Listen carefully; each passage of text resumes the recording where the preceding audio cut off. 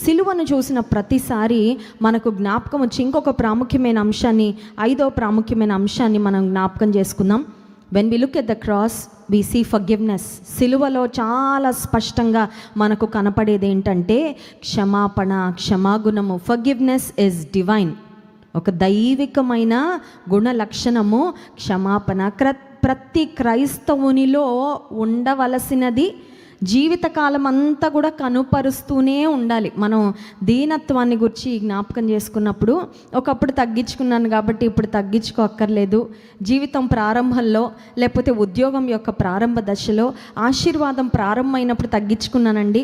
ఇప్పుడు దేవుడు బాగా హెచ్చించాడు కాబట్టి నేను తగ్గించుకోనక్కర్లేదు. ఇప్పుడు నా వయసు పెరిగింది కాబట్టి నేను తగ్గించుకోక్కర్లేదు. ఆత్మీయంగా నాకు ఇన్ని అనుభవాలు ఉన్నాయి, ఇన్ని కృపావరాలు ఉన్నాయి, లేకపోతే ఇంతగా దేవుని కొరకు వాడబడుతున్నాను కాబట్టి నేను అక్కర్లేదని మనం ఎవరం కూడా అనుకోవడానికి వీల్లేదు.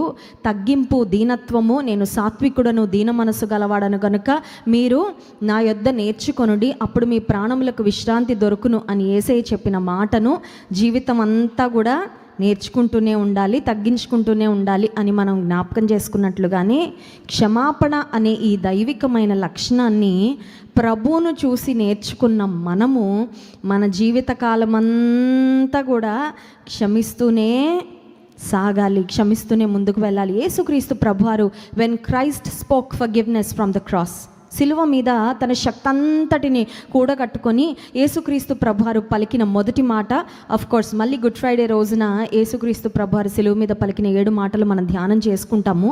అయితే ఈరోజు ప్రాముఖ్యంగా సిలువని చూసినప్పుడు మనకి ఏం కనపడుతుంది అనే కోణంలో క్షమాపణ అనే అంశాన్ని గురించి మాట్లాడాలని నేను దేవుని ఆత్మ ద్వారా ప్రేరేపించబడుతున్నాను. So why did Jesus speak forgiveness? క్షమాపణ హృదయంలో పెట్టుకొని ఉంటే సరిపోయేది కదండి. కొన్ని చూడండి, మనకి మంచి భావాలు ఉంటాయి, మంచి ఆలోచనలు ఉంటాయి, కొన్ని మనం వ్యక్తపరచం, వీ డోంట్ ఎక్స్ప్రెస్. కొన్ని లోపలే ఉంటాయి మంచి తలంపులు కానీ, మంచి ఆలోచనలు కానీ, ఇతరులతో మనం చెప్పాలనుకున్న మంచి మాటలు కొన్ని మనకి టైం లేకో, లేకపోతే అంత ఆసక్తి లేకో, ఏమో వాళ్ళు ఏమనుకుంటారనో, కొన్నిసార్లు భయంతోనో ఏదో ఒక విధంగా మనం మనసులో ఉన్నవి అలాగే లోపల పెట్టుకుంటాం కానీ వ్యక్తపరచం. కానీ యేసుక్రీస్తు ప్రభువారు అప్పటికే హీ వాజ్ డీహైడ్రేటెడ్. ఆయన ఆ ఎండలో, ఆ వేడిమి గల ఆ పరిస్థితుల్లో సిలువపై వేలాడుతూ ఆయన శరీరం నుండి రక్తమంతా కారుతూ ఉంది.